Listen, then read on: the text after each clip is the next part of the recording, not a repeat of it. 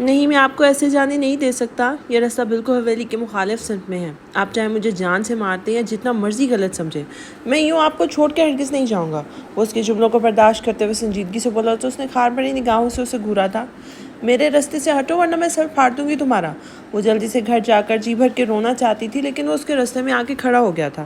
بھابھی پلیز، اتنا برا یا گھٹیا نہیں ہوں کہ دوست کی عزت پر نگاہ ڈالوں گا. پلیز ضد مت کریں، گاڑی میں بیٹھے ورنہ میں زبردستی بھی کر سکتا ہوں. وہ اس کے تیور دیکھتا ہوا ثانیہ سے بولا تھا. وہ اس سچویشن نہ رونے دھونے سے نڈھال ہو رہی تھی. اس کی بات پر اسے گھورتے ہوئے نہ چاہ کر بھی گاڑی کی سمت بڑھ گئی تھی. آپ بتائیں مجھے کیا ہوا ہے اور آپ ادھر کیا کر رہی ہیں؟ اسے پانی پلانے کی کافی دیر بعد اس نے محتاط لہجے میں پوچھا، لیکن وہ رخ پھیرے چپ چاپ بیٹھی رہی تھی. عمیر کے ساتھ آئی تھی کیا؟ ابھی وہ کدھر ہے؟ پوچھنے کے ساتھ اس نے جو ہی نگاہ موڑ کر دیکھا تو ششدر رہ گیا. اس کے رخسار آنسوؤں سے تر تھے. اس کے دل کو زوردار جھٹکا لگا تھا. اس نے ہمیشہ اسے ایک مضبوط حالت میں دیکھا تھا اور اب وہ روتی ہوئی اسے ذرا بھی اچھی نہیں لگ رہی تھی. بھابھی پلیز یوں مت روئیں، پلیز پلیز بتائیں مجھے کیا ہوا ہے. کیا کیا ہے مان نے؟ وہ پریشانی سے بولتا ہوا بے چین ہو رہا تھا. اس کے بار بار یوں پوچھنے پر جو کسی سے بھی بوجھ ہلکا کرنا چاہتی تھی ایک دم سے پھوٹ پھوٹ کر روتی سب کچھ بتانے لگی تھی. لیکن وہ سن ہوتے دماغ کے ساتھ اپنے دوست کی حرکت کے بارے میں سوچے جا رہا تھا. خوش بخت کے آنسو سے چیخ چیخ کر بتا رہے تھے کہ وہ سچی ہے، مگر عمیر سے محبت اور اس کا ساتھ اسے اس بات پر یقین کرنے سے متعامل کر رہے تھے. وہ خالی دل و دماغ کے ساتھ بیٹھا اس کے نم چہرے کو دیکھتا رہا.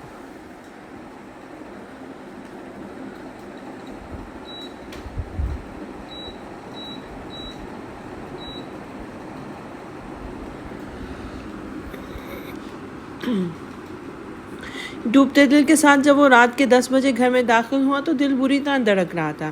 لاؤنج میں سلام کرتے اس کا سامنا رمشا بیگم سے ہوا جو سنجیدہ تیوروں سے اسے تک رہی تھی. اس سے پہلے کہ وہ انہیں سلام کرتا ان کی سپاٹ آواز ابھری تھی.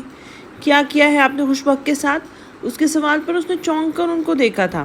کچھ بھی نہیں کیا میں نے اسے. کیوں، کیا ہوا ہے؟ اس نے نظر چراتے ہوئے کف لنکس کھولتے ہوئے لہجے میں لاپرواہی سے ہونی چاہیے تھی. اگر کچھ نہیں کیا تو اس کے پیرنٹس کے گھر سے اسے سیدھا گھر کیوں نہیں چھوڑا؟ اور وہ کیوں رو رہی ہے؟ وہ کڑے تیوروں سے اس کی کلاس لینے لگی تھی.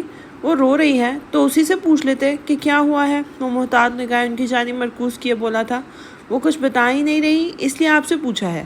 آپ نے تو کچھ نہیں کہا. رمشا بیگم کی بات پر اس نے دل ہی دل میں تشکر کا سانس لیا تھا، پھر ریلیکس ہو کر ان کے قریب ہوا اور ان کے کندھے پر بازو پھیلائے تھے. کچھ بھی نہیں کہا میں نے آپ کی بہو بیگم کو. آپ جانتی ہیں نا بیوی نام کی مخلوق غصے کی ویسے ہی بہت تیز ہوتی ہے. وہ ہلکے پھلکے لہجے میں بولتا ہوا انہیں ریلیکس کرنے لگا تھا. عمیر میں بتا رہی ہوں آپ کو، اگر آپ نے کوئی بلنڈر کیا نا خوشی کے ساتھ تو میں بہت بری طرح پیش آؤں گی آپ کے ساتھ. اس کی تسلی کے باوجود وہ اسے وارننگ دیتی ہوئی بولی تو اسے چڑ ہونے لگی تھی. جو ٹینشن اسے تھی وہ ختم ہو چکی تھی. بس بھی کر دیں اب اس کے نام کی مالا جپنا. بھوک لگ رہی ہے، مجھے کھانا دے دیں. وہ چڑ کے بولا تو وہ ہلکا سا گھورتے ہوئے اسے فریش ہونے کا کہتے ہوئے خود کچن کی طرف چل دی تھی. بھرپور انداز میں انگڑائی لیتے ہوئے اس نے کروٹ بدلتے ہوئے جو ہی ہاتھ بیڈ پر عادتاً پھیلایا تو عجیب سے احساس نے اسے جھٹکے سے آنکھیں کھولنے پہ مجبور کر دیا تھا. اس نے جو ہی آنکھیں کھول کر پہلو میں دیکھا تو بے شکن بیڈ شیٹ اس کا منہ چڑھا رہی تھی. وہ سستی چھوڑتا ہوا اٹھ بیٹھا اور بیڈ کی دوسری سائڈ کو دیکھتے ہوئے اف کرنے والے انداز میں ماتھے کو چھوا تھا. وہ رات کو فریش ہونے جب روم میں آیا تب وہ موجود نہیں تھی، لیکن اس نے اس بات کو زیادہ سیریس نہیں لیا. اور پھر کھانا کھانے کے بعد جب وہ روم میں آیا تب بھی کلائنٹ کی کال آنے پر وہ بات کرنے کے بعد وہیں سو گیا تھا. مگر اب اسے کمرے سے ہنوز غائب پا کر اس کا دل خطرے کی گھنٹیاں بجانے لگا تھا.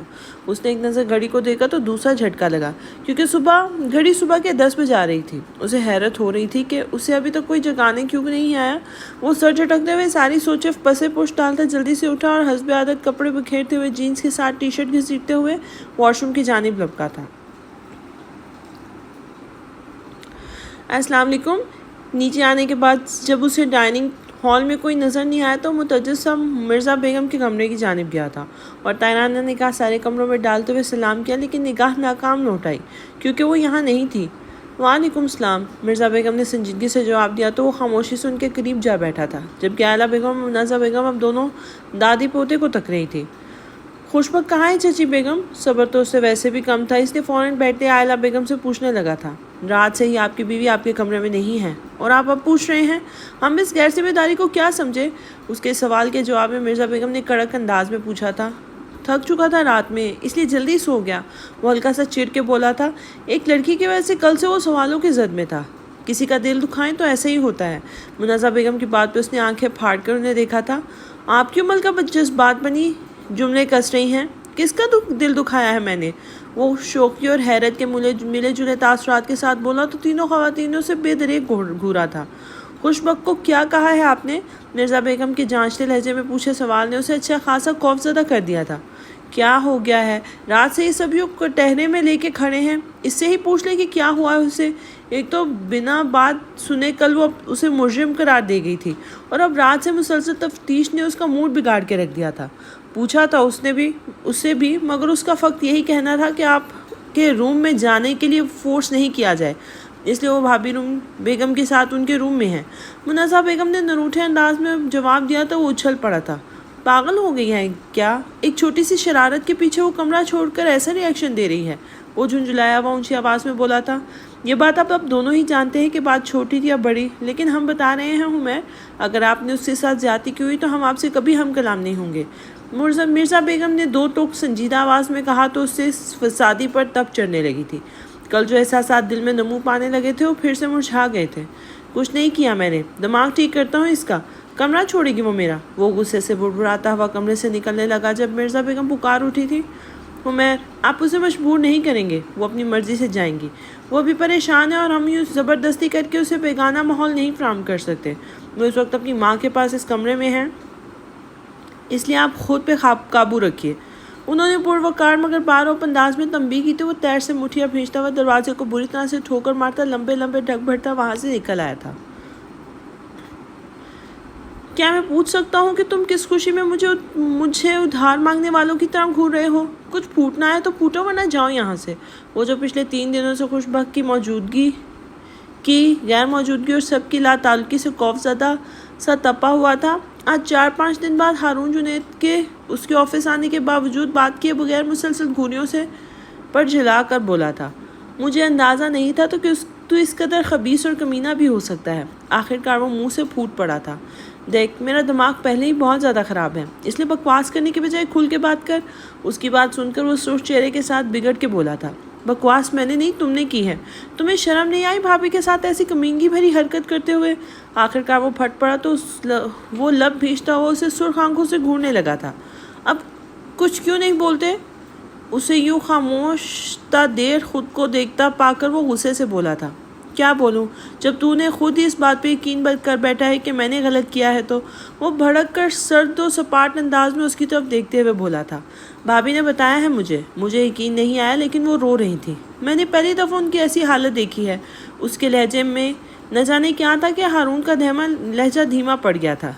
मुझे भी पता है कि वो रोती नहीं है और ना ही उसे रुलाना चाहता था, पर अचानक एक प्रैंक करना चाहता था जिसको गलत रंग उन खबीसों ने दिया है जो पहले ही मुझसे नाला थी मज़ीद बदजन हो गई। हारून पहला शख्स था जिसे वो वजाहत दे रहा था, शायद इसलिए कि उसके लहजे की बेचैनी ने उसे दुख दिया था। कैसा प्रैंक? वो मुतजस्सिस हुआ और उसके सामने कुर्सी घसीट कर बैठ गया था तो वो आहिस्ता आहिस्ता उसे सारी बात बताने लगा, जिसे सुन के हारून को समझ नहीं आई कि वो किसे ठीक कहे और किसे गलत कहे, क्योंकि उमैर अगर गलती थी भी तो उसे एक बार सुन लेना चाहिए था। अब तुम सब ठीक कैसे करोगे? मतलब भाभी को कैसे बताओगे? उसने संजीदगी से पूछा तो उसका वजूद सुलगने लगा था। उसे बात समझाती है मेरी जूती, अब घी निकालने के लिए उंगली टेढ़ी करनी पड़ेगी। वो सुलग कर बुड़बुड़ाने वाले अंदाज में कहता हुआ पेपर वेट घुमाने लगा था, जबकि हारून ने उसका पूरा स्टार चेहरे को देखते हुए उसकी सोच का अंदाज़ा लगाने की कोशिश करने लगा था। रात का न जाने कौन सा पहर था जब उसे खुद पे दबाव महसूस हुआ था। उसने वो मुश्किल नींद को भगाते हुए जब खुमार आलूदा आंखें खोली थी, नींद का गलबा हैरत की ज़्यादती से छुटता गया तो उसकी हल्क से ज़ोरदार चीख बरामद हुई थी, जिसका गला बर वक्त एक मजबूत भारी हाथ की सख्ती ने घोंट दिया था। चिल्लाओ मत! उसने फटी फटी आंखों से हुमैर मिर्ज़ा को देखा जो उसकी और अपनी चमकती बलोरी आंखें उस पर गाड़े हुए था। उसने किसी ख्याल के तहत चौंकते हुए गर्दन को मुश्किल हरकत देते हुए कनकियों से अपने पहलू में देखा जहां उसके सोने से कबल रिमशा बेगम मुखालिफ सिमत में करवट लिए सो रही थी, लेकिन अभी वो शायद तहज्जुद के लिए क्योंकि उस वक्त रात के 2:30 बज रहे थे। उसने नामहसूस अंदाज में तशक्कुर भरा सांस लिया था। کمرے میں کیوں نہیں آ رہی اور میری کالز اور میسیجز کا رسپانس کیوں نہیں کر رہی؟ وہ اس کے کان کے پاس بالکل پاس ہلکی آواز میں بولا۔ اس نے خود کو بھلانے کی صحیح کی تھی۔ ہاتھ اٹھانے لگا ہوں، چلانا مت، وہ سنجیدگی سے اسے وارن کرتا ہوا بولا اور پھر اس کے ہاتھ جانب سے تسلی کر کے اس کے چہرے سے ہاتھ ہٹا لیا تھا۔ پیچھے ہٹو اور جاؤ یہاں سے، دونوں ہاتھ اس کے سینے سے پہ رکھتی ہوئی دبے دبے لہجے میں بولی، لیکن وہ اس کی کلائیاں اپنے مضبوط بازوں میں جکڑتا ہوا اسے تکیے سے لگاتا اس کے قریب جھکا تھا۔ کمرے میں چلو، اس کی بات نظر انداز کرتا اس نے اپنی بات کی تو اس کی آنکھوں میں اپنی بے بسی پر جھلملانے لگی تھی۔ نہیں جانا مجھے، جاؤ یہاں سے، وہ سخت لہجے میں بولی تھی۔ نہیں جانا؟ اس نے گہری سنجیدگی سے اس کی آنکھوں میں آنکھیں ڈالتے ہوئے پوچھا تھا۔ ہاں نہیں جانا، اس نے الفاظ پر زور دیتے ہوئے کہا، مگر اگلا ہی لمحہ اپنی بات پر افسوس ہونے لگا تھا جب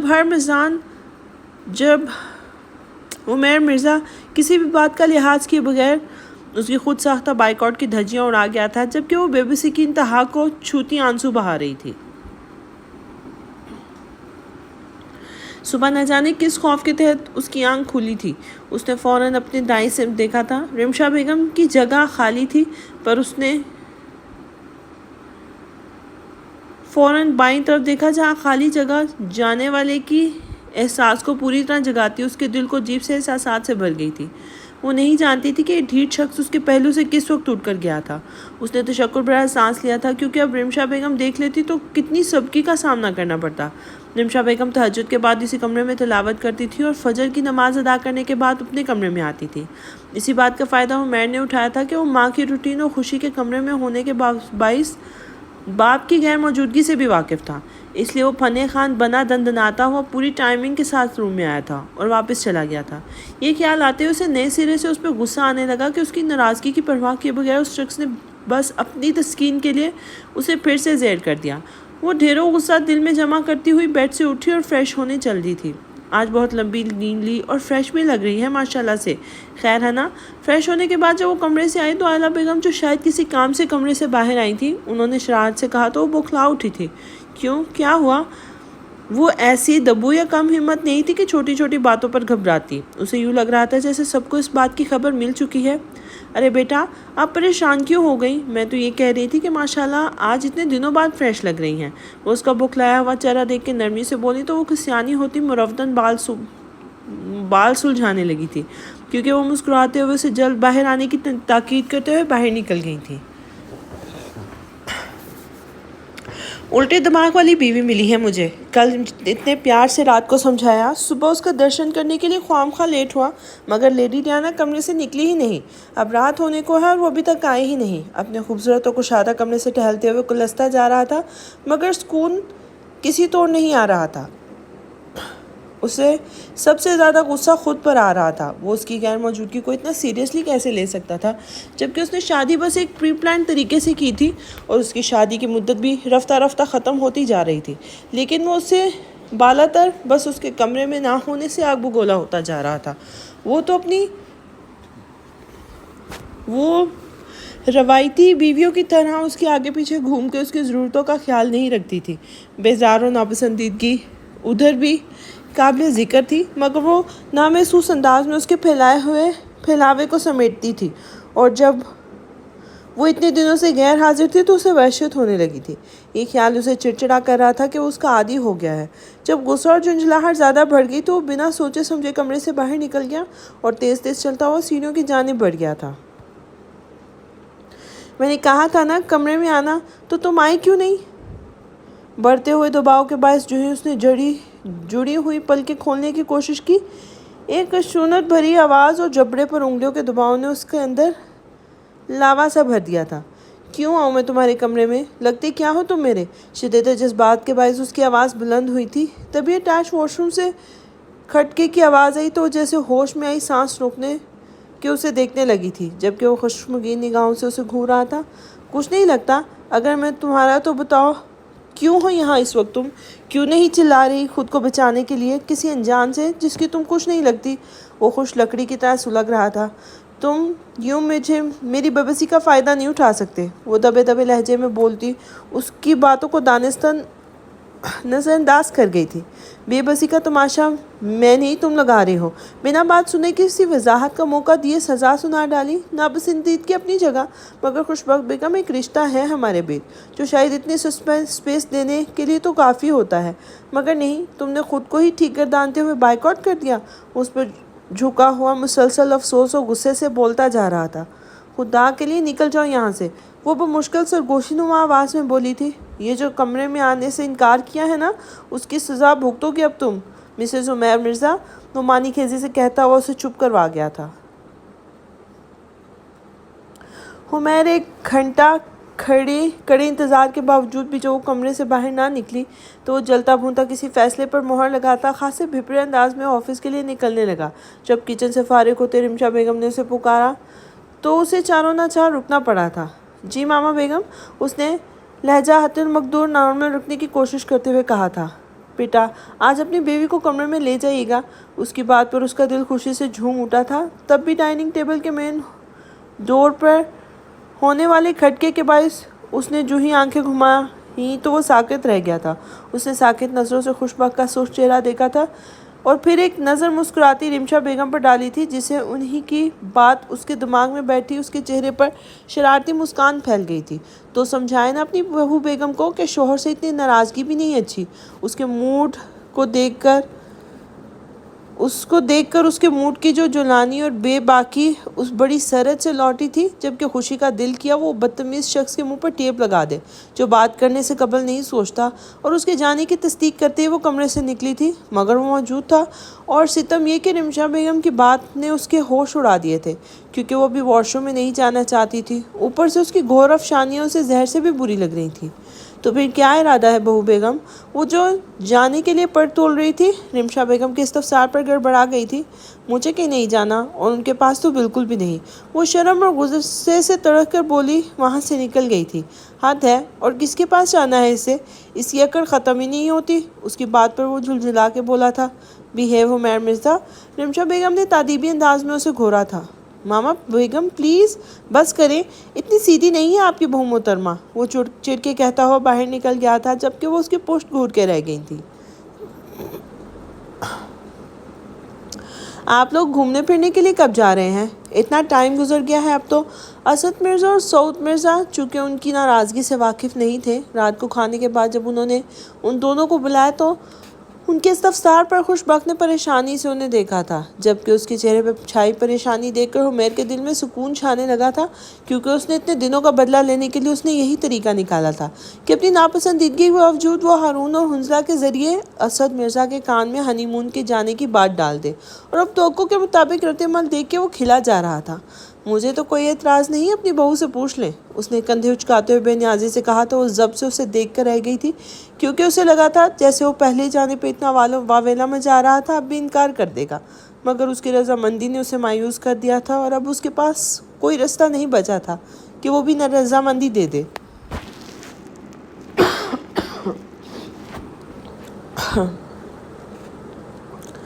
जैसे आप कहें बाबा। वो इतनी फरमाबरदार हरगिज़ नहीं थी, लेकिन अम्मा की नसीहतें कुछ लिहाज और मुरवत ने उसे सर झुकाने पे मजबूर कर दिया था, मगर दिल में शोरे उभरने लगे थे। मैं एक दफ़ा बकवास कर चुका हूँ तुम्हें। मैं तुमसे कोई बात करने में दिलचस्पी नहीं तो क्यों बार बार कॉल करके मुझे तंग करती हो? वो मोबाइल कान से लगाए सख्त उकताए लहजे में बोल रहा था। तुम्हारी शर्मिंदगी से जो मेरी इंसल्ट हुई है उसका मुदावा नहीं हो सकता। दूसरी जानिब की बात सुनते हुए वो सख्त लहजे में बोला था। तुम कुछ भी हो, मगर आज के बाद सोनिया ज़ुबैर की तबीयत साफ़ करते हुए मज़ीद बोल रहा था, जब कमरे का दरवाज़ा एक धार के साथ खुला था और शोले उगलती निगाहों के साथ खुशबख्त मिर्ज़ा उसे घूरते हुए कमरे में दाखिल हुई थी। इनकार क्यों नहीं किया तुमने बाबा की बात पर? आते उसने पत्थर फेंका तो उसने मोबाइल स्विच ऑफ करके पॉकेट में रखते हुए उसे बहुत गौर से देखा था। क्यों? मैं किस खुशी में करता इनकार? वो संजीदगी से बोलता हुआ उसे दुनिया का कमीना तरीन इंसान लगा था। क्योंकि तुम मुझे नहीं जाना तुम्हारे साथ। वो भर भर जलती गराई थी। तो तुम जाकर इनकार करो, मेरा सर क्यों खा रही हो? उसने बेमुरवरी से जवाब दिया था। ये जो तुम मेरे साथ डबल गेम खेल रहे हो ना, मैं तुम्हारा खून पी जाऊंगी। वो जब्त खोती उसके गिरबान को ज़ोर ज़ोर से खींचती बोली तो उसका दिमाग घूम गया था। अपने आप पे काबू रखो, आज के बाद गिरबान पे हाथ डाला तो हाथ काट दूंगा। वो सख्त غصیلی آواز میں بولا تھا۔ گرنبان پر ہاتھ نہیں ڈالتے دیتے، اور میری عزت کا تماشا تم آرام سے بیٹھ کے دیکھ سکتے ہو۔ کیا کہنے ہیں تمہارے؟ وہ اس طرح انداز میں کہتی ہوئی اس سے زیادہ آواز میں بولی تھی۔ اسٹاپ اٹ، پہلے بتا چکا ہوں جو تم سمجھ رہی ہو، اور وہ صرف اور صرف تمہاری غلط فہمی تھی۔ میں تمہیں اس لیے نہیں لے کے گیا تھا، مجھے تمہیں ملوانا تھا ان لوگوں سے۔ ان کی تمام بدتمیزیوں میں میرا حصہ نہیں ہے۔ مجھے بالکل اندازہ نہیں تھا کہ وہ ایسا کریں گے۔ وہ اس کے کندھوں پر دونوں ہاتھ جماتا درشکی سے بولا اور آہستہ آہستہ اسے صفائی دینے لگا تھا۔ مجھے تمہاری رام کہانی نہیں سننی۔ میں کل اماں کی طرف جا رہی ہوں اور مجھے نہیں جانا تمہارے ساتھ کہیں بھی۔ اس نے ہاتھ کندھوں سے جھٹکتے ہوئے بے رخی سے کہا تھا۔ تمہیں سننا پڑے گا مجھے۔ رہنا، سونا، کھانا پینا، اٹھنا سب میرے ساتھ ہوگا۔ میرے لیے، کیونکہ تم شاید کانٹریکٹ کو بھول چکی ہو۔ 1 سال تک تم میری ہر طرح سے پابند ہو۔ اس نے دوبارہ سخت گرفت میں لیتے ہوئے ایک لفظ پر زور دیتے ہوئے بے رحمی سے کہا تھا۔ تم میرے خدا نہیں بن سکتے۔ درد سے اس کے کندھے دکھنے لگے تھے، مگر وہ ظاہر کے بغیر غصے سے بولی تھی۔ مائنڈ اٹ، وہ کیا کہتے ہیں، مجازی خدا؟ ہاں، میں تمہارا مجازی خدا ہوں، وہ مزے لیتے ہوئے آنکھ مارتے ہوئے بولا تھا۔ چھوڑو مجھے ذلیل انسان، میں تمہارا جینا حرام کر دوں گی، تم اگر نہ مانے تو، وہ بھرپور مزاحمت کرتے ہوئے بولی تھی، اور انداز اس کا پھاڑ کھانے والا تھا۔ اپنی مرضی سے یہاں تک آئی ہو، واپس تو جانے نہیں دوں گا، اس نے کمینگی سے کہتے ہوئے بازو کا شکنجہ کسا تو بلبلا اٹھی تھی۔ پرے ہٹو موٹے سانڈ، پسلیاں توڑنی ہے میری، وہ بدتمیزی سے چلائی، مگر وہ گرفت مضبوط کرتا گیا تو اس کے خلق سے دلخراش چیخ بلند ہوئی تھی۔ تم نہیں جانتی کہ تمہاری چیخیں مجھے کس قدر سکون دیتی ہیں۔ جب تم چلاتی ہو نا تو اس بچہ چور کے دل میں سکون اترنے لگتا ہے۔ وہ واقعی بے رحم اور انتہا درجے کا کمینہ انسان تھا، جو اس کی بے بسی کا نظارہ دلچسپی سے انجوائے کرتا ہوا زخموں پر نمک چھڑک رہا تھا۔ تم میری چیخوں سے لطف اندوز ہوتے ہو نا، اب دیکھنا میں تمہارا وہ حشر کروں گی، اس سے زمانہ لطف اندوز ہوگا، وہ خطرناک عزائم کے ساتھ بولی تھی۔ تو کرو نا حشر، انتظار کس بات کا ہے؟ وہ بنا اصلی شرارت سے اس کے چہرے پر جھکتا ہوا جسارت کرتا اسے تڑپا گیا تھا۔ تم، وہ حیار جھنجھلاہٹ کے احساس سے کہنے لگی تھی، جب دروازے پر ہونے والی دستک سن کے اس نے تشکر بھرا سانس لیا تھا، اور اس کی گرفت نرم پڑنے پر وہ فوراً اس فاصلے پر ہوتی ہوئی واش روم میں گھس گئی تھی جبکہ وہ دروازہ کھولنے لگا تھا۔ تو پھر جا رہے ہو ہنی مون پر؟ ہارون نے فائل چیک کرتے ہوئے حمیر سے پوچھا تو اس نے ہولے سے اس بات میں سر ہلایا تھا۔ یہ شاید پہلا ہنی مون ہوگا جس میں شوہر بیوی کو پریشان کرنے کے لیے گھمانے پھرانے کے لیے لے جانے والا ہے، اس نے سر دھنتے ہوئے کہا تو وہ پورے دانتوں سمیت مسکرایا تھا۔ جھانسی کی رانی جب پریشانی سے منہ بنا کر آنکھیں گھماتی ہے نا، مجھے بہت مزہ آتا ہے، وہ مسکراتے ہوئے بولا تھا۔ شادی کو 2 منتھ سے زیادہ ہو چکے ہیں حمیر، جبکہ سال بعد تم لوگوں نے سب ختم کرنا چاہتے ہو، تو کیا تم نے؟ یہ بات کرتے ہوئے رکا تو اس نے چونک کر اسے دیکھا تھا۔ کیا مطلب ہے تمہارا؟ اس نے بھینچے ہوئے جبڑے سے ہلاتے ہوئے پوچھا تو ہارون ہلکا سا جھجک گیا تھا، حالانکہ ان کی دوستی ایسی تھی کہ وہ ہر طرح کی بات بلا جھجک کر سکتے تھے، مگر آج نہ جانے کیوں وہ بول نہیں پایا تھا۔ میرا مطلب ہے کہ تم ڈاکٹر سے کنسلٹ، وہ جو جھجکتے ہوئے بول رہا تھا حمیر کے خطرناک حد تک سرخ پڑتے چہرے اور گردن کی پھولتی رگوں کو دیکھتا بلا ساختہ چپ کر گیا تھا۔ میرا مطلب ہے ہمیں گھر کے لیے نکلنا چاہیے، کافی ٹائم ہو گیا ہے۔ وہ اس کی بات نظر انداز کرتا ہوا اٹھا تھا اور اپنی چیزیں سمیٹنے لگا تو ہارون بھی خاموشی سے اس کے ساتھ اٹھ کھڑا ہوا تھا۔ ریش ڈرائیونگ کرتا ہوا مسلسل سلگ رہا تھا۔ اسے یہ بات سمجھ نہیں آ رہی تھی کہ اس کا غصہ کس بات پہ آ رہا ہے، ہارون کی شادی کو ختم کرنے والی بات پہ یا پھر ایسے بچے کی بات کرنے پہ۔ یہ بات تو وہ بھی نہیں جانتا تھا کہ ان کی شادی کی وجہ بچہ ہی ہے، اس نے شادی ہی اس وجہ سے کی تھی، تو پھر کیوں اس وجہ کو فراموش کر بیٹھا؟ ان کا رشتہ نارمل لوگوں جیسا نہیں تھا، وہ کمرے کی حد میں ایک دوسرے سے اجنبی ہوتے ہیں، ماں سوائے جب وہ اس سے اپنا حق وصول کرتا، اس کے علاوہ اس نے اس کی کسی بھی ضرورت کے لیے اسے کبھی پیسے نہیں دیے تھے، کوئی چیز نہ لے کے دی تھی، نہ ہی خوش وقت اس کی ضرورتوں کا خیال رکھتی تھی، اور پھر بھی نہ جانے کیوں جب بھی ایسی کوئی بات ہوتی تو اسے تب چڑھ جاتی تھی، اور اپنی ایسی کیفیت سے اسے ڈبل غصہ آتا تھا۔ ابھی تو وہ یوں ہی سلگتا ہوا گاڑی ڈرائیو کر رہا تھا۔ میں تمہیں بتا رہی ہوں کہ مجھے تمہارے ساتھ نہیں جانا، سر تاثرات لیے وہ جو ہی کمرے میں داخل ہوا اسے دیکھتے ہی چلا اٹھی تھی، اس کا سب پہلے سے ہی دماغ گھوم چکا تھا۔ Just shut up, I said just shut up, समझती क्या हो तुम खुद को? नखरे किसे दिखा रही हो? वो एकदम जोर से ठाड़ा तो एक कदम पीछे होते हैरानगी से उसे देखने लगी थी। तुम इतने हाँ, वो उसके चेहरे को देखते हुए गुस्सा जब्त करते हुए बोली थी। चुप, एकदम चुप, बंद करो अपने फजूल के नखरे। जिंदगी अजाब बना रखी है तुमने मेरी। जब से जिंदगी में आई हो अब यूं नखरे करके कहे जताना क्या चाहती हो कि मैं तुम्हें लेकर मारना चाहता हूँ? वो उल्टे दिमाग के साथ बोला तो बोलता ही चला गया, जबकि उसकी काटदार बातों पर न जाने क्यों खुशबख्त की आंखें भीगने लगी थी। पैकिंग करो अभी के अभी, वो गरा के बोलता एकदम से खटका और फिर एक जोरदार मुक्का दीवार पर दे मारा था। उसने उसकी तरफ देखा जो रोती हुई बेयकीनी और गुस्से से उसे देख रही थी। उसने बहुत ही कम उसे रोते हुए देखा था, इसलिए उसके रोने ने उसे अजीब सा तासुर छोड़ा था उस पर। रो क्यों रही हो? वो एकदम से झुलाए हुए अंदाज में बोला तो वो गुस्से से नाक मरोड़ते हुए मुड़ गई थी। मेरी बात सुनो, उसने लपक कर उसका हाथ थामना चाहा। हाथ मत लगाओ मुझे, वो एक झटके से उसका हाथ छुड़वाते हुए बोली थी। उसकी आवाज़ रोने की वजह से बहुत भारी हो रही थी। बात तो सुनो। वो किसी को मनाने का तजर्बा नहीं रखता था, मगर उसके आंसुओं की वजह से ना जाने क्यों उसने दोबारा उसे रोकने की कोशिश की थी। बात मत करो मुझसे, इंतहाई बुरे आदमी हो, मुझे यहाँ आना ही नहीं चाहिए था। वो रोते हुए बोलती जा रही थी, आंसू भी मुसलसल बह जा रहे थे। आंसू तो साफ करो अपने, वो झुंझुला के बोला था। तुम्हें इस बात से गर्ज नहीं होनी चाहिए, वो रोते रोते चिल्लाई थी, लेकिन उसने असर लिए बगैर उसे अपने रूबरू करते हुए जो ही उसके गालों को छुआ तो करंट खा के पीछे हटी थी।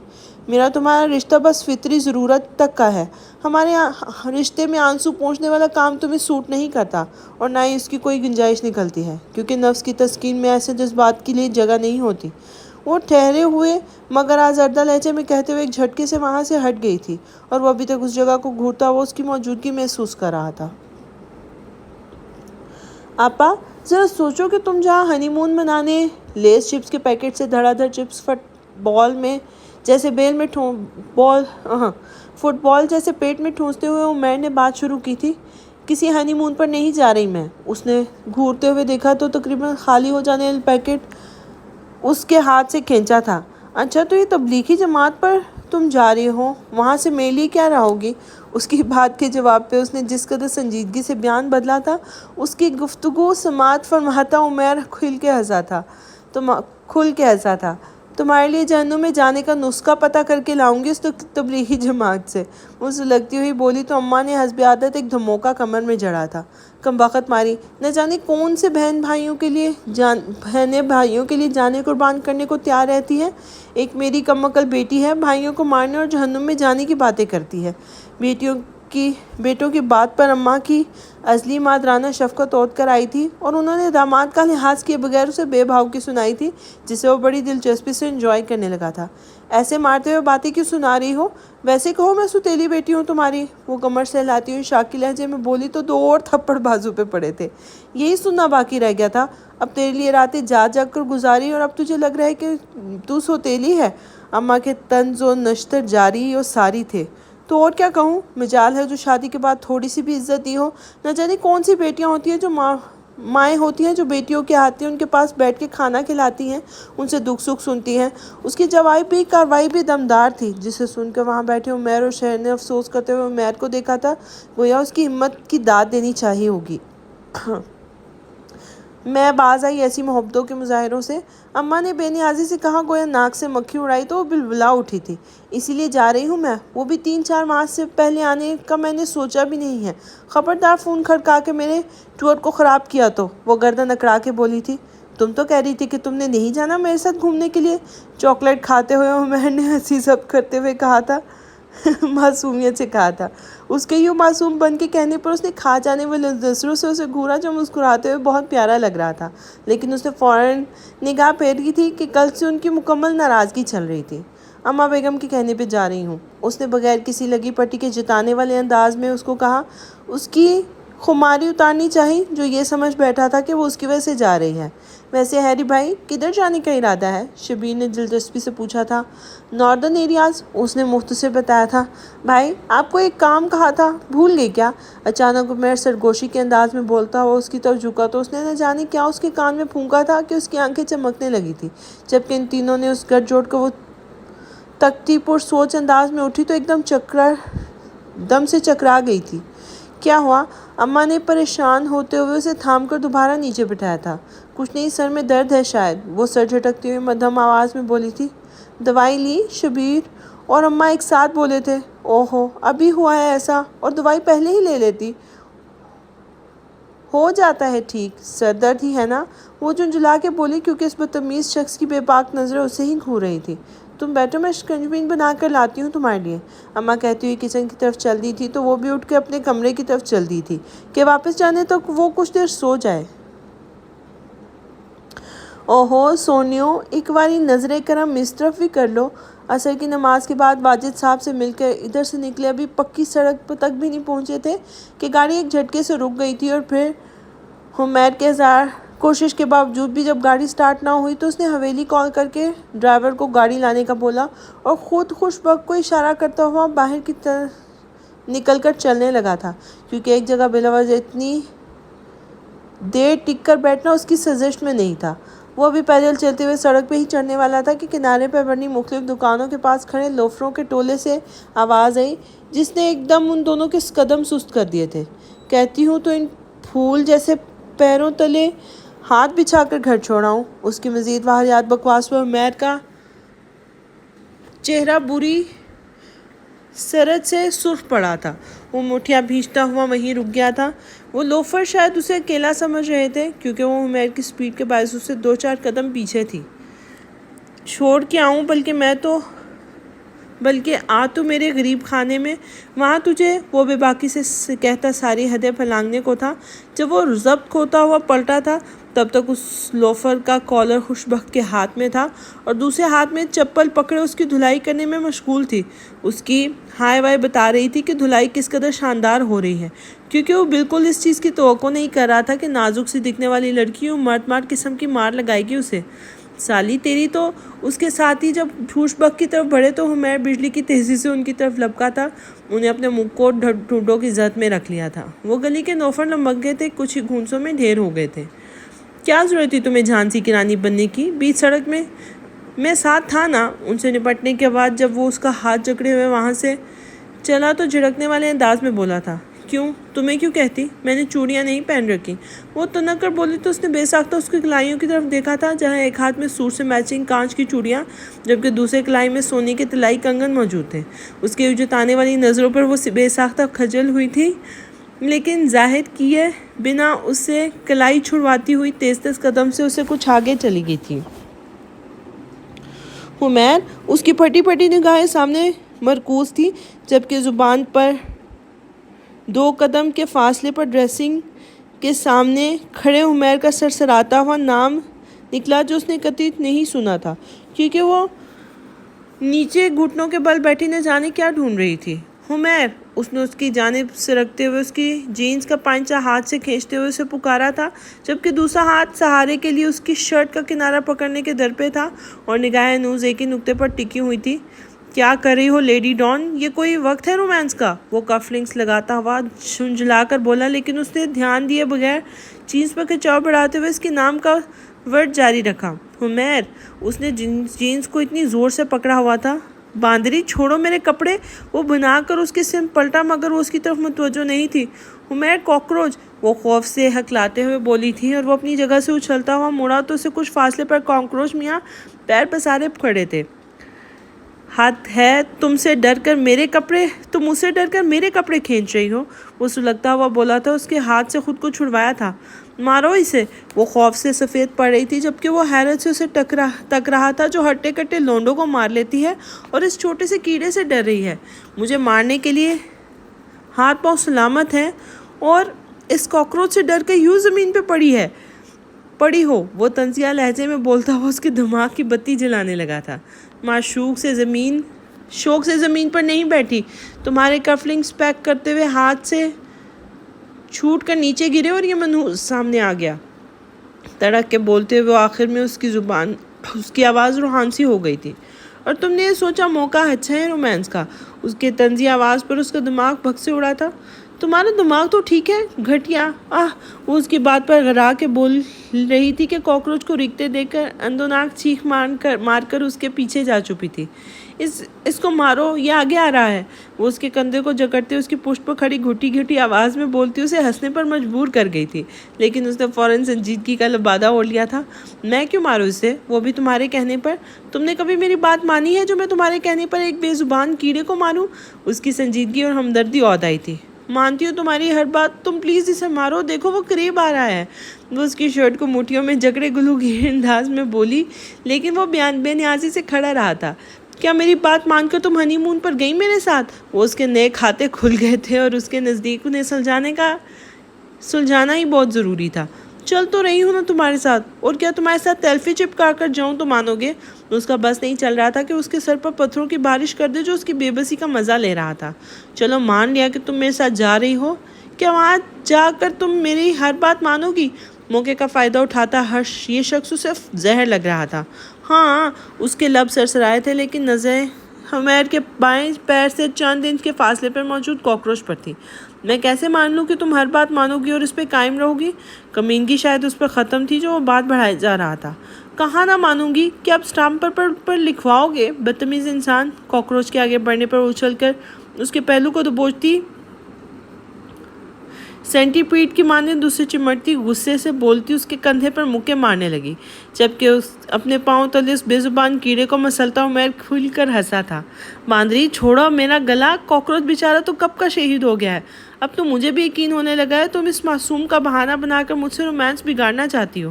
وہ اس کی بے باکی اور ڈٹائی سے کہنے پر اچھل کے اسے دور ہٹی تھی اور اسے شرابار نگاہوں سے گھورا تھا۔ تم سے رومانس کرتی ہے میری جوتی، بلکہ میری جوتی کا بھی سٹینڈرڈ اتنا لو نہیں ہے، گردن اکڑا کے کہتی وہ اسے نخوت سے تکتی موڑنے لگی تھی۔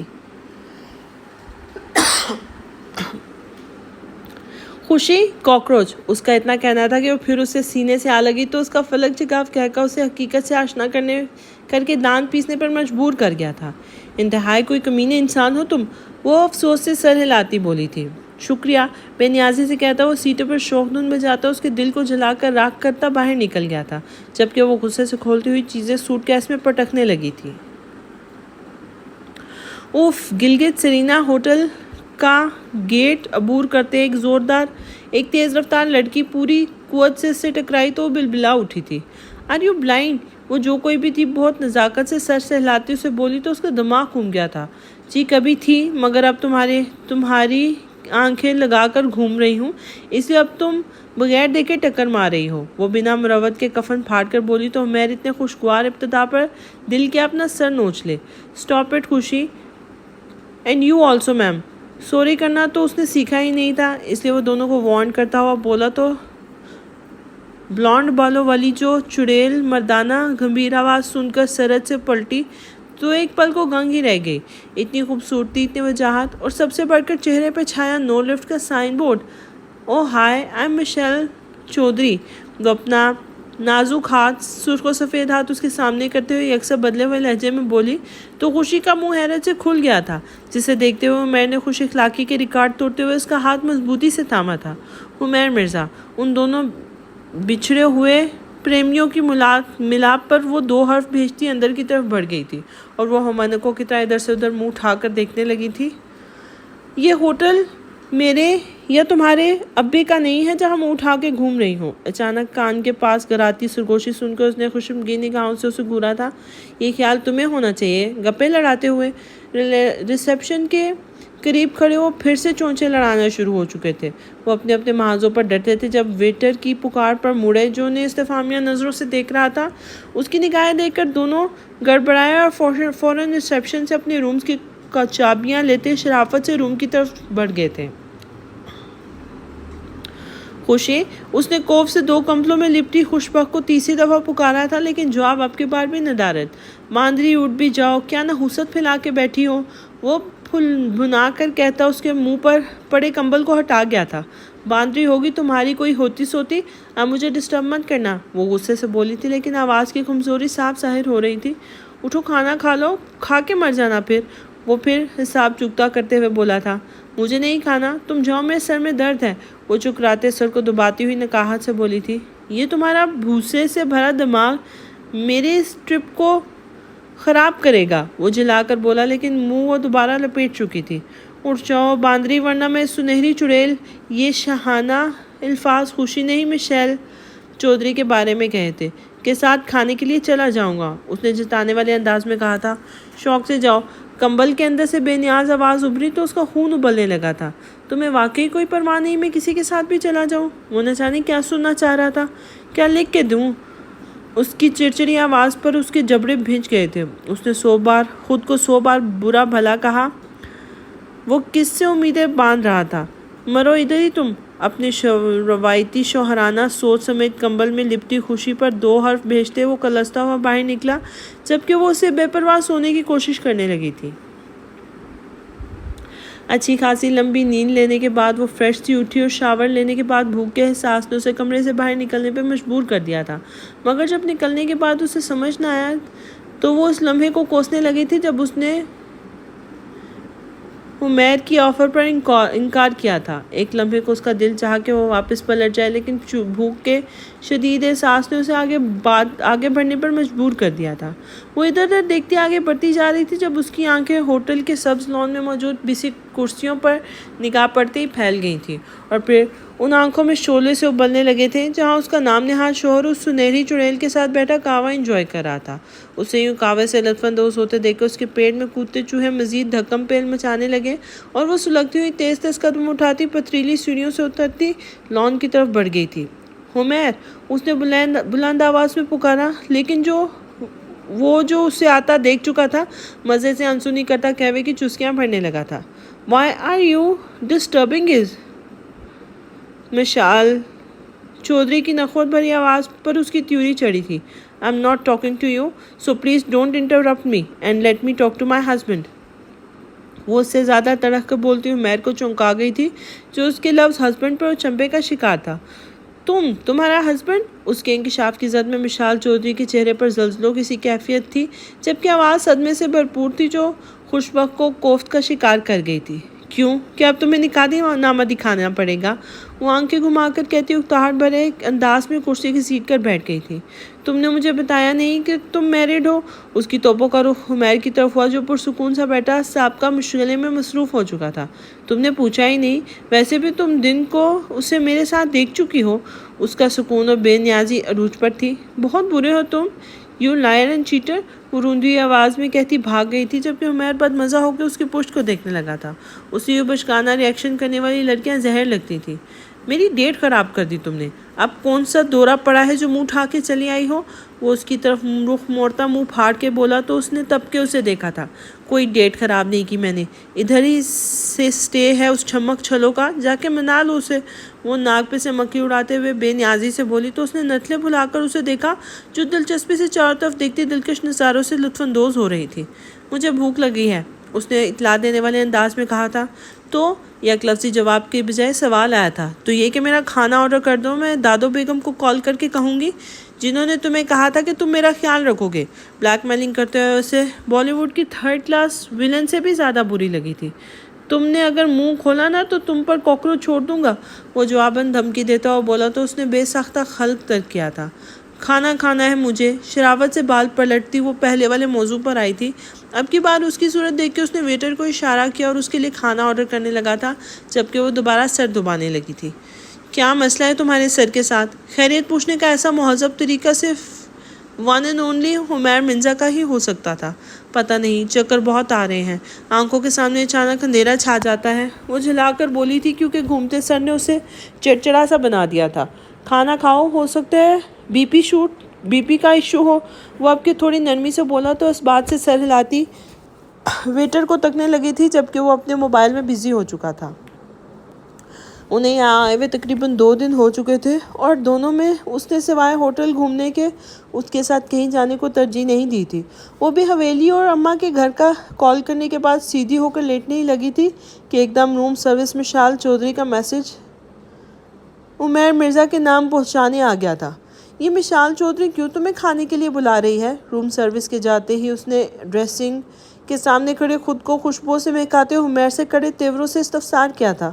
دوست ہے وہ میری، اس نے پرفیوم کا بے دریغ استعمال کرتے ہوئے بے نیازی سے کہا تو اس کی وہ آنکھیں چھوٹی چھوٹی کرتی اسے گھورنے لگی تھی۔ یہ ایک دن کی دوستی دیکھ کر تو یوں لگتا ہے جیسے پاکستان کشمیر سے اتنی منتوں کے بعد ملا ہو، وہ جھلتی بنتی بولی تھی۔ مطلب حد ہے، یہاں اس کی طبیعت خراب تھی اور وہاں وہ اس کے ساتھ مزے کرنے جا رہا تھا۔ کہہ سکتی ہو وہ دوسری جانب بے نیازی عروج پر تھی، تب بھی وہ اپنی تفشیش پر 2 لفظ حرف بھیجتی واش روم میں گھس گئی تھی، کیونکہ وہ اسے کسی خوش فہمی میں مبتلا نہیں کرنا چاہتی تھی، جبکہ وہ کلستا ہوا روم سے باہر نکل گیا تھا۔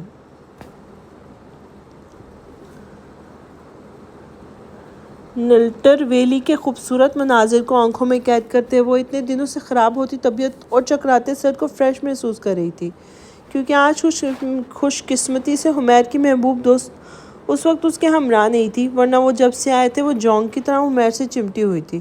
اس کے الطافات دیکھ کر وہ اکثر سوچتی تھی کہ اس دن اس کے میرڈ ہونے کا سن کے اتنا اوور ریئیکٹ کیا، پھر کیوں کیا جب اسی کے آگے پیچھے پھرنا تھا تو تم ادھر ہی رکو، یہ کال سن کر آتا ہوں۔ وہ اجنبیوں کی طرح اس سے فاصلے پر ٹہلتی سوچوں میں مگن تھی، اس کی آواز پر چونکی اور پھر گہری سانس بھرتی ہوئی رخ موڑ گئی تھی۔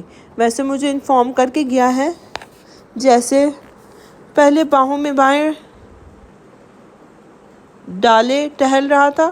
اس کے منظر سے ہٹتے ہی وہ کلس کر بڑبڑائی تھی اور پھر اپنے ہی الفاظ پر جرجری سے لیتے ہی لا حول ولا قوت پڑھنے لگی تھی۔ میں اس کی ملازمہ ہوں نا، جو اس کے حکم پر یہاں کھڑی رہوں گی اور اس کا انتظار کروں۔ وہ بڑبڑاتے ہوئے ایک نظر اس کی جانب پشت کر کے فاصلے پہ کھڑی حمیر پر ڈالتی اور قدم سامنے کی جانب بڑھا دیے تھے۔ پھر وہ قدرت کے حسین مناظر میں اتنا کھوئی تھی کہ ویلی کی حدود سے نکلتی بہت آگے چلی گئی تھی۔ ہوش آیا تو اسے تب آیا جب گھنے جنگلوں اور کھائیوں کو دیکھا، اور تب اسے ایک جھٹکا لگا تھا۔ اس نے مڑ کے بے اختیار اسے ڈھونڈنے کی کوشش کی تھی، لیکن وہ ہوتا تو ملتا۔ اس نے قدم واپسی کی جانب موڑے تھے جب اگلے ہی لمحے وہ پوری جان سے ساکت ہو گئی تھی۔ خوش بخت، وہ فون بند کر کے مڑا اور سرشاری سے اسے پکارا تھا، لیکن اسے غائب پا کر وہ کافی متعجب ہوا تھا۔ یہ جیمز بانڈ کی ہمشیرہ کدھر چلی گئی؟ وہ جل کے بڑبڑاتے ہوئے آگے بڑھا اور ادھر ادھر سے تلاشنے لگا تھا۔ بولا بھی تھا اس باندری کو یہاں سے ہلنا نہیں، لیکن اسے سکون ہی نہیں ہے شاید۔ وہ خوف سے بڑبڑاتا ہوا موبائل جینز کی جیب میں اڑاستا اسے کوس رہا تھا، مگر جب پوری ویلی میں وہ اسے نہ ملی تو اس کا دل کسی انہونی کے خیال سے دھڑکنے لگا تھا۔ اگر اسے کوئی خروش بھی آئی تو مرزا بیگم اور رمشا بیگم کی متوقع جرا نے اسے ابھی سے ہی الرٹ کر دیا تھا۔ وہ جلدی سے تیز تیز قدم اٹھاتا اور ویلی کے حدود سے آگے نکل گیا تھا، اور پھر گھنٹہ بھر مزید چلنے کے بعد سامنے دکھائی دینے والے منظر نے اس کا دماغ بھگ سے اڑا دیا تھا۔ پاگل ہو تم، یا اپنے آپ کو بہت بڑی توپ سمجھتی ہو تم؟ ہاں، سرینا گلگت ہوٹل کے اس پرتاش روم میں کسی غیظ و غضب سے بھرپور آواز گونج رہی تھی، جبکہ کھنچے ہوئے تاثرات سے بھرپور چہرے پر ہلکی سی شرمندگی کے آثار لیے بیٹھی اس کی باتیں سن رہی تھی۔ یہ تمہارا وہ محلہ نہیں ہے جہاں پہ تم گلی میں پھرنے والے لونڈوں کی دھلائی کر کے خود کو جھانسی کی رانی سمجھ بیٹھی ہو۔ یہاں بڑے بڑے مگرمچھ ہر موڑ پہ منہ کھولے بیٹھے ہیں، جن کے لیے تمہیں مسلنا بالکل بھی مشکل نہیں ہے۔ اس کی آواز بتدریج غصے سے بلند ہوتی جا رہی تھی، جبکہ اس کی آخری بات پر خوش بخت کے اندر کا گنڈا پوری قوت سے جاگا تھا۔ ایسی بات بھی نہیں ہے، اب وہ اس کی شان میں کچھ کہنے ہی کوئی تھی جب وہ تندی سے اس کی بات کو کاٹتا ہوا دھاڑا تھا۔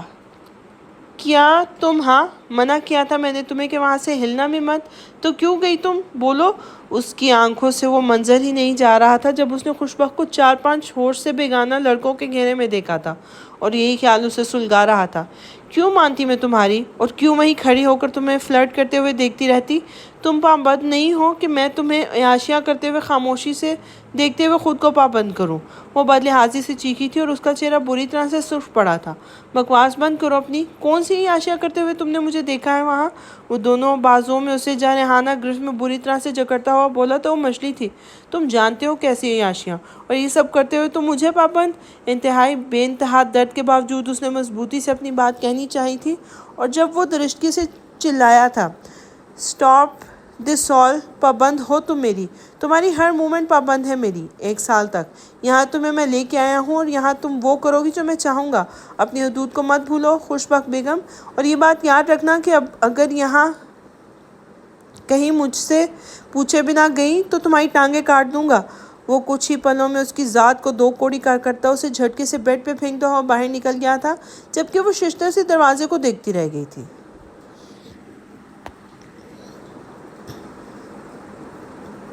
وہ کہتی ہے، سنو جانا، محبت موم کا گھر ہے، تپش یہ بدگمانی کی کہیں پگھلا نہ دے اس کو۔ میں کہتا ہوں کہ جس کے دل میں ذرا بھی بدگمانی ہو، وہاں کچھ اور ہو تو ہو، محبت ہو نہیں سکتی۔ وہ کہتی ہے، سدا ایسے ہی کیا تم مجھ کو چاہو گے کہ میں اس میں کمی کی کوئی گوارا کر نہیں سکتی۔ میں کہتا ہوں، محبت کیا ہے یہ تم نے سکھایا ہے، مجھے تم سے محبت کے سوا کچھ بھی نہیں آتا۔ وہ کہتی ہے، جدائی سے بہت ڈرتا ہے میرا دل، کہ خود کو تم سے ہٹ کر دیکھنا ممکن نہیں ہے اب۔ میں کہتا ہوں، یہی خدشے مجھے ستاتے ہیں، مگر سچ ہے محبت میں جدائی ساتھ چلتی ہے۔ وہ کہتی ہے، بتاؤ کیا میرے بن جی سکو گے تم؟ میری باتیں، میری یادیں، میری آنکھیں بھلا دو گے؟ میں کہتا ہوں، کبھی اس بات پر سوچا نہیں میں نے، مگر ایک پل کو بھی سوچوں تو یہ سانس رکنے لگتی ہیں۔ وہ کہتی ہے، تمہیں مجھ سے محبت اس قدر کیوں ہے کہ میں ایک عام سی لڑکی تمہیں کیوں خاص لگتی ہوں؟ میں کہتا ہوں، کبھی خود کو میری آنکھوں سے دیکھو تم، میری دیوانگی کیوں ہے یہ خود ہی جان جاؤ گی۔ وہ کہتی ہے، مجھے وافردگی سے دیکھتے کیوں ہو کہ میں خود کو بہت ہی قیمتی محسوس کرتی ہوں۔ میں کہتا ہوں، متاع جاں بہت انمول ہوتی ہے، تمہیں جب دیکھتا ہوں زندگی محسوس کرتا ہوں۔ وہ کہتی ہے، مجھے الفاظ کے جگنو نہیں ملتے کہ تمہیں بتا سکوں میرے دل میں کتنی محبت ہے۔ میں کہتا ہوں، محبت تو نگاہوں سے جھلکتی ہے، تمہاری خاموشی مجھ سے تمہاری بات کرتی ہے۔ وہ کہتی ہے، بتاؤ نا، ذرا کھونے سے ڈرتے ہو؟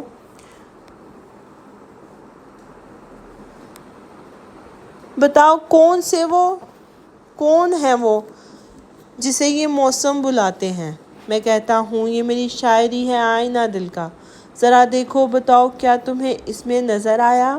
وہ کہتی ہے کہ بہت باتیں بناتے ہو، مگر سچ ہے یہ باتیں بہت ہی شاد رکھتی ہیں۔ میں کہتا ہوں، یہ سب باتیں، سب افسانے ایک بہانہ ہے کہ کچھ پل زندگانی کے تمہارے ساتھ کٹ جائیں، پھر اس کے بعد خاموشی کا دلکش رقص ہوتا ہے، نگاہیں بولتی ہیں اور لب خاموش رہتے ہیں۔ مجھے واپس جانا ہے۔ مجلگے سے براؤن رنگ کے سوٹ میں بالوں کا جوڑا بنائے وہ خشک آواز میں بولی تو لیٹنے کے لیے تکیہ سیٹ کر کے رکھتا ہوا حمیر اسے خشمگین نگاہوں سے دیکھنے لگا تھا۔ ابھی میرا موڈ نہیں ہے۔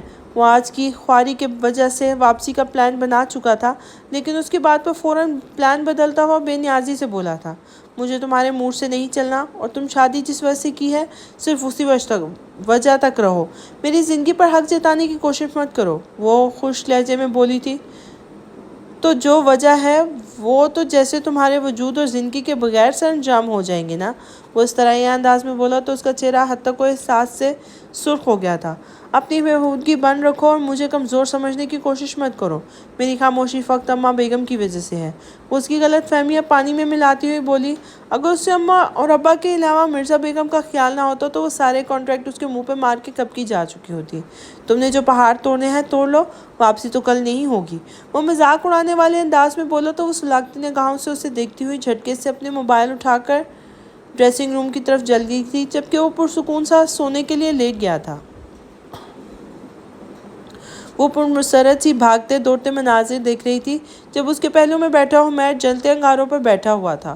اسے یقین واثق تھا کہ اگر ڈرائیور گاڑی میں موجود نہ ہوتا تو وہ یہیں پھٹ پڑتا، کیونکہ رات کو خوشبخت بیگم نے روتے ہوئے مرزا بیگم کو کال کی تھی کہ اس کی طبیعت سخت خراب ہے اور حمیر ڈرائیونگ کی وجہ سے واپس نہیں لے کر جا رہا۔ تب اس کی زبردست بلیک میلنگ اور ایکٹنگ کی وجہ سے مرزا بیگم نے اسی وقت ڈرائیور کو روانہ کیا اور صبح حمیر کے فریش ہونے سے پہلے وہ پہنچ گیا تھا اور مرزا بیگم کا پیغام اس تک پہنچایا تھا۔ تب سے اب تک وہ بھنچے ہوئے جھپڑوں کے ساتھ بیٹھا جل بھن رہا تھا۔ تقریباً عصر کا وقت ہونے والا تھا جب وہ لوگ مرزا بیگم حویلی پہنچے تھے۔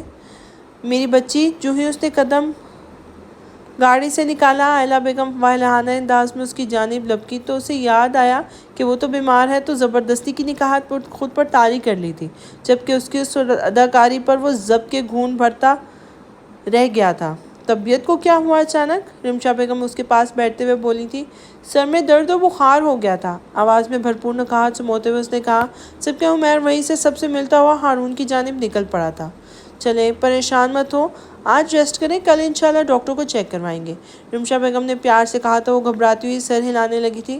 بھابی تصویریں بنائی آپ نے؟ وانیہ پرجوش انداز میں بولی تو نکسی ہو کر اسے دیکھنے لگی تھی۔ تصویریں؟ اس نے چنبے سے اسے دیکھا تھا۔ آپ کی اور بھائی کی تصویریں؟ اس نے وضاحتی انداز میں کہا تو اس کا حلق تک کڑوا ہو گیا تھا۔ ان میں کون سی محبت ٹپک رہی تھی جو وہ تصویروں میں دکھاتے؟ یہ بات بھی اس کے دماغ میں نہیں تھی کہ ایسا کوئی سوال بھی ہوگا۔ تمہارے بھائی کے پاس ہے؟ زبردستی کی مسکان ہونٹوں پر سجائے اس نے کہا تھا۔ بھائی ہنی مون پر مزہ آیا؟ کون کون سی جگہ گھومی؟ آنیہ نے اس کے قریب کھستے ہوئے کہا تو عالیہ بیگم نے اسے گھور کر دیکھا تھا۔ اچھا رہا ہنی مون، عمیر کو اس کی کوئی دوست مل گئی تھی تو انہیں ٹائم دیتے رہے، اس نے سادگی سے کہتے ہوئے معصومیت سے نگاہ سب پر ڈالی تو وہ لمحہ بھر کو چپ رہ گئے تھے، اور پھر اس نے دیکھا کہ رمشا بیگم کے ملاحت سے بھرپور چہرے پر ناگواری پھیلنے لگی تھی جو اس کے لیے مسرت کا باعث تھی۔ کون سی دوست؟ منزہ بیگم نے محتاط لہجے میں پوچھا تھا۔ کوئی مشال چودھری تھی، سادگی اس پر خوش بخت کے سامنے ہاتھ جوڑے کھڑی تھی۔ چلیں چھوڑیں اس بات کو، غانیہ بھابی کو کمرے میں چھوڑ کے آئے تاکہ وہ فریش ہو سکے، پھر کھانا کھاتے ہیں۔ آئلہ بیگم نے ماحول میں تناؤ محسوس کرتے ہوئے بات رفع دفع کرتے ہوئے غانیہ سے کہا تو خوشی اور سعادتمندی سے اٹھ کر کھڑی ہوئی تھی، اس سے زیادہ اداکاری وہ نہیں کر سکتی تھی۔ یہ مشال چودھری کون ہے؟ وہ تقریباً 11 بجے رات کو گھر واپس آئے، جب اس کے لیے کھانا گرم کرتی رمشا بیگم نے سنجیدگی سے پوچھا تو پانی پیتے ہوئے اس کے قلب میں اٹکنے لگا تھا۔ کون مشال؟ اس نے ایک نظر انہیں دیکھا جو ٹیبل پہ کھانا سجا رہی تھی۔ ملازموں کو رات 9 بجے کوارٹرز میں بھیج دیا جاتا تھا، اس لیے اگر کوئی کام ہوتا تو گھر کی خواتین خود کیا کرتی تھی، اور ویسے بھی کچن کا کام سب خود ہی کرتی تھی۔ آپ کی کوئی بچھڑی دوست ہے جسے آپ نے ہنی مون کے دوران ہی زیادہ وقت دینا تھا؟ وہ تیکھے انداز میں بولی تو اس کا دل چاہا کہ اس فساد کی جڑ کو واپس گلگت کی گہری کھائیوں میں پھینک آئے۔ ایسی بات نہیں ہے، ہنی مون کا مطلب یہ تو نہیں کہ کسی سے ملنا چھوڑ دوں، اس نے بگڑے انداز میں کہا تھا۔ آپ کی بات ٹھیک ہے، مگر بیٹا دھیان رکھیے، لڑکیوں کے دل نازک ہوتے ہیں، وہ چھوٹی باتیں محسوس کرتے ہیں۔ انہوں نے جب اس کے لہجے میں بگاڑ محسوس کیا تو نرم لہجے میں اسے سمجھانے لگی تھی۔ اس کا دل چاہے کہ وہ انہیں بتائے کہ جس لڑکی کی وہ بات کر رہی ہیں اس کے دل میں ہی نہیں ہے، اور اگر ہے بھی تو ایسی نزاکتوں سے بالا تر ہے۔ بگڑے تیوروں کے ساتھ اس نے چند لقمے زہر مار کیے تھے اور پھر کافی کا مگ پکڑ کر کمرے کی جانب چل پڑا تھا۔ کیا کہا ہے تم نے ماما سے؟ وہ غصے سے بھرا کمرے میں آیا تو اسے پرسکون نیند لیتے ہوئے دیکھ کر دل کو پتنگے لگ گئے تھے۔ اس نے کافی کا مگ ٹیبل پہ پٹکتے ہوئے آگے بڑھ کر زور سے کمفرٹر اس پہ سے کھینچا تھا، اسے جھنجھوڑتے ہوئے اٹھا کر بٹھاتے ہی سوال داغا تھا۔ کیا مسئلہ ہے تمہارے ساتھ؟ کچی نیند سے جگانے کے باعث وہ تب اٹھی تھی۔ تمہارے ساتھ کیا مسئلہ ہے؟ کیوں زندگی عذاب بنا رکھی ہے میری؟ کیوں بتایا تم نے ماما کو مشال کے بارے میں، جب تمہیں مجھ سے کوئی واسطہ ہی نہیں رکھنا؟ وہ بول نہیں بلکہ چیخ رہا تھا۔ اگر تم میرے سامنے آ کر مجھ پہ حق جتانا چھوڑ دو تو شاید میں تمہارے بھی کسی مسئلے میں دخل اندازی نہ کروں، مگر یہ بات جان لو کہ ہر عمل کا ایک رد عمل بھی ہوتا ہے، وہ پرسکون مگر سنجیدہ آواز میں بولی تھی۔ واپس آنے کے لیے کیوں ناٹک کیا تم نے؟ وہ اچانک اس کا بازو زور سے دبوچتے ہوئے غصے سے بولا تو اس نے گہرا سانس بھرا کہ اصل مسئلہ یہی تھا کہ اس کا ایگو ہرٹ ہوئی تھی، کیونکہ مجھے ادھر نہیں رہنا تھا جہاں تم مجھے قید کر کے خود کسی دوسری لڑکیوں کی باہوں کا مزہ لیتے نظارے انجوائے کرو۔ وہ کلستے ہوئے بولی تو اچانک عمیر کے شعلے اگلتے دل پر کسی نے ٹھنڈے چھینٹے ڈالے ہوں۔ تو تمہیں اس بات سے فرق پڑتا ہے کہ میں کسی کی باہوں کے مزے لوں؟ وہ اچانک دل جلاتی مسکان ہونٹوں پر سجائے 2 قدم اس کے نزدیک ہوا تو اس نے خوف سے آنکھیں گھمائی تھی۔ خوش فہمی کا کوئی علاج نہیں، وہ بازو چھڑاتے ہوئے لاپرواہی سے بولی تھی۔ تم خود اعتمادی بھی کہہ سکتی ہو۔ اب وہ مکمل طور پر سکون سے اسے زجر کرنے کی تیاریوں میں تھا، مگر وہ نظر انداز کرتے ہوئے بیڈ کی سمت چل پڑی تھی۔ اس کے لیے نیند زیادہ اہم تھی۔ کل مشال چودھری نے انوائٹ کیا ہے ہمیں گھر پر، اس نے جان بوجھ کر شرلی چھوڑی تھی تو وہ کمفرٹر پر منہ دے رہی تھی، ایک جھٹکے سے اس کی جانب متوجہ ہوئی تھی۔ میری جانب سے انکار ہے، میں بالکل نہیں جاؤں گی اس سنہری چڑیل کے گھر جسے چپکنے کے علاوہ کوئی کام نہیں، وہ نتنے پھلا کر بولی تھی، اور اس نے گھر کے اس نے گھر میں ایسا ماحول دیکھا ہی نہیں تھا، جبکہ موویز وہ دیکھتی نہیں تھی، جب سے یہ بندہ اس کی زندگی میں آیا تھا اس نے بے باکی کے ہر نظارے کو اپنی گنہگار آنکھوں سے دیکھ لیا تھا۔ مان لو بیگم، خوشی بیگم، کہ تم میری دوستوں سے جیلس ہوتی ہو۔ وہ 32 دانتوں کی نمائش کرتا اسے کڑوے کریلے کی یاد دلا گیا تھا۔ بیگم ہوگی تمہاری ہوتی سوتی، اپنا یہ طبل خدا کے لیے بند رکھنا، نہ جانے کس گناہ کی سزا ہو تو میرے لیے۔ وہ ہاتھ جوڑنے والے انداز میں جان چھڑاتی بولی تھی، اتنے گناہ کیے ہیں کہ گنتی بھی یاد نہیں۔ یہ بھی ہو سکتا ہے کوئی ایک آدھا ثواب کمایا ہو، میں اسی کا صلہ ہوں۔ وہ کافی مزے لیتے ہوئے اسے جلانے کی کسر پوری کر رہا تھا، جبکہ وہ تکیہ کانوں پہ رکھتی اگلے 4 سے 7 منٹوں میں گہری نیند سو بھی چکی تھی، جبکہ وہ مزے سے مسکراتا نہ جانے کیا سوچے جا رہا تھا۔ اما بیگم، میرا ایک دوست ہے فاروق لغاری، وہ جو اپنے بیٹے ارشمان لغاری کا غانیہ کے لیے رشتہ لے کر آنا چاہ رہا ہے، اگر آپ اس کی اجازت دیں تو انہیں بلا لیا جائے۔ اگلی صبح لڑکیوں کے کالج جانے کے بعد اسد مرزا نے مرزا بیگم کو مخاطب کرتے ہوئے بات کا آغاز کیا تھا، یہ فاروق وہی ہے نا جس کا امپورٹ ایکسپورٹ کا بزنس ہے؟ خوشبخت اماں کو حیرانگی سے دیکھ رہی تھی کہ وہ بہت اپ ٹو ڈیٹ رہتے ہوئے بہت سی چیزوں کے بارے میں علم رکھتی تھی، جبکہ اسے خود امپورٹ ایکسپورٹ کے بزنس کا علم ہی نہیں تھا۔ جی وہی، ارشمان بھی فاروق کے ساتھ وہی بزنس دیکھتا ہے، انہوں نے تائید کرتے ہوئے ان کے چہرے پر سوچ کی لکیریں چھا گئی تھیں۔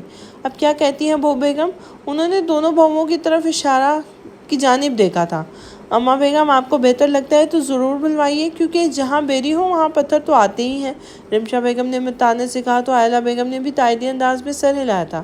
اچھا بیٹا، آپ بلا لیجئے پرسوں کے دن کھانے پر انہیں، آج خود بخت بہو جا رہی ہے گھر اور کل ادھر ہی رکیں گی، اس لیے پرسوں ان کی موجودگی میں ہی مہمانوں کو بلوائیے گا۔